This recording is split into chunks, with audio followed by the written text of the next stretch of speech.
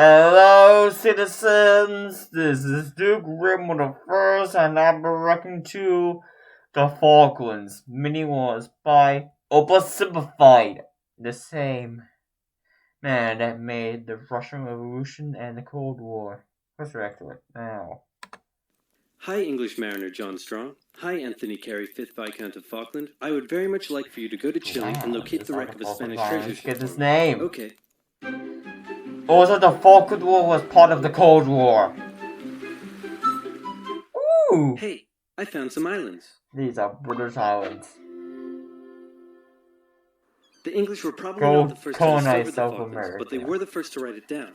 They found it to be cold, wet, and miserable, just like home. So they established a colony in 1765, unaware that the French had also discovered the islands and done the same a year earlier. And for a while, the two were unaware of each other's existence, until presumably there was an awkward moment where they ran into each other.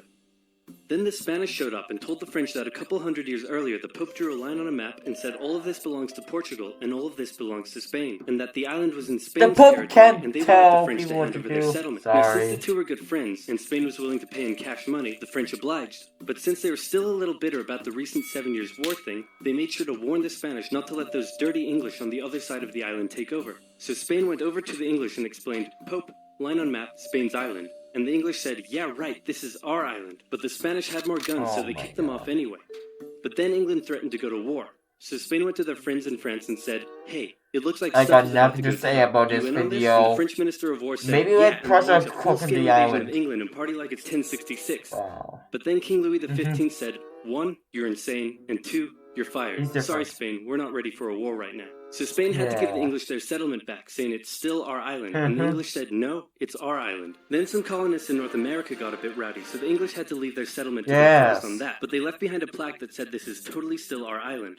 So the island was in Spanish hands, but then a French guy, no, not that one, turned on the Spanish, took over most of the country, and captured King Ferdinand VII. And in response, the Spanish colonies in South America started vying for independence. So Spain had a little bit on its hands and also had to leave the islands. And for a couple decades, the islands were left uninhabited except for the penguins, some fishermen, and the gauchos, which are basically like cowboys but cooler and Spanisher. Wow. A merchant from Hamburg, living in the now independent United Provinces of the Rio de la Plata, heard about the pharaoh cattle and thought it would be a good way to make some money. So he got permission from both Buenos Aires and the British government to set up trade there as a private venture. Some American ships came down and began hunting whales and seals around the islands. Maybe America will colonize the Falklands. So he asked Buenos Aires for some military assistance in defending the islands, but Buenos Aires said, meh, do it yourself, gave him some weapons, and appointed him governor of the islands. So he seized the U.S. ships and arrested their crews. In response, two things happened. First, America came down and said, nice settlement you have there. Would be a shame if someone destroyed it. And then they destroyed it. Second, Britain heard Rene had been appointed governor, meaning the United Provinces, actually now the Argentine Confederation, were officially claiming the islands as theirs. So Britain showed up and said, hey, didn't you see our plaque? And since they had more guns, they kicked them off the island. And the Falklands remained firmly in British hands for the next century. They officially became a crown colony in 1840. Port Stanley became the island's capital in 1845. The cattle hides from the island weren't worth much, so they imported sheep from Britain in 1851. 2 world wars came and went, and all this time the Argentinians never rescinded their claim over the islands. Now it's 1976, and after a couple civil wars, a new brutal military dictatorship against communism has taken control in Argentina. Because he's fought against communism. The economy had been struggling for a long time, and Galtieri had been unable to improve the situation. Now, if you ever find yourself the brutal military leader of a struggling South American country and you start getting into hot water, here's a bit of advice that has been tried and tested throughout the centuries.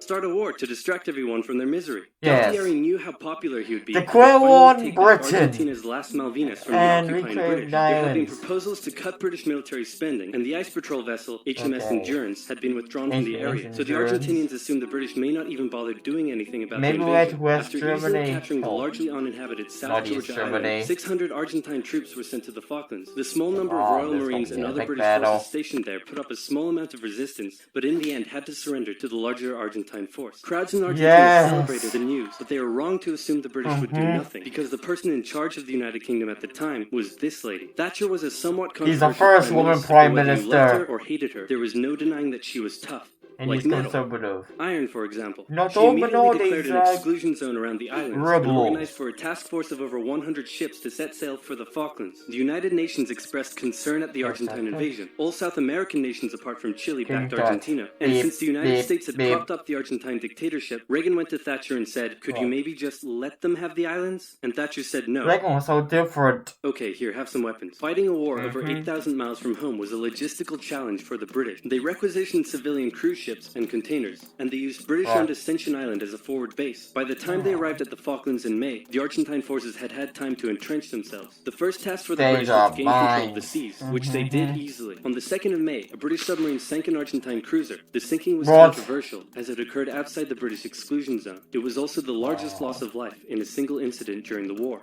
And in response, the Argentine Navy withdrew from the islands. Come on, let the Argentine Navy stay there. While the Argentine Air Force controlled the skies, they were able to inflict considerable damage on the Royal Navy below. Days after the sinking of the General Belgrano, 2 Argentine super-étendards carried out a raid on the HMS Sheffield and sank it with an Exocet missile. For weeks, the Argentine Air Force would continue to carry out raids and inflict heavy casualties on the Royal Navy, with British Sea Harriers doing their best to take out as many of the Argentine aircraft as they could. While the battle in the skies raged on, San Carlos was chosen as the best landing site for the British ground forces. An SAS raid took out Argentine defenses on Pebble Island, and the HMS Alacrity sailed through Falklands Sound to flush out any Argentine supply ships. The landings began on May 21st, with Argentine aircraft carrying out full-scale raids on the task force ships taking part in the landing, damaging several and sinking a few. But anti-aircraft cannons and Sea Harriers shot down many of the aircraft in what became a major turning point for air superiority, and a beachhead was successfully formed. Then the ground troops began their movements out of San Carlos, across the north towards Stanley, and south toward the Argentine stronghold at Goose Green. In the following battles, a clear trend emerged. The Argentine conscripts put up and with the rough, muddy terrain, nice mountains for the British, but with highly skilled Royal Marine commanders and parachute regiment troops, I can go live in the Falklands. Taking on larger numbers of Argentinian soldiers who would still come out victorious with minimal casualties. The 14-hour-long battle for Goose Green commenced on the night of May 28th. The battle ended in a decisive British victory, with over 900 Argentinians surrendering. Then, with 5,000 reinforcements arriving from the fought with the British in the Napoleonic Wars. The final assault on Stanley. In a series of hard-fought battles, they took control of the hills and mountains surrounding the town, as the Argentine forces withdrew, with British ships shelling their positions from offshore. Utterly surrounded, on the 14th of June, the Argentinians surrendered, and the war was over.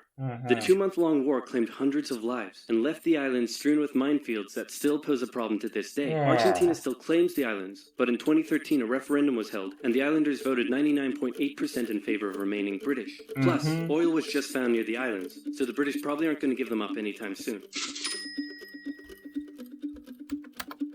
Well, thanks for watching this video. Please leave a like and a comment and subscribe to my channel. If you want to see this video, links are below. If you want to see my TV title, links are below. If you want to see my TikTok, links are below. If you want to see my links are below. So thanks for watching. See you guys later. Bye!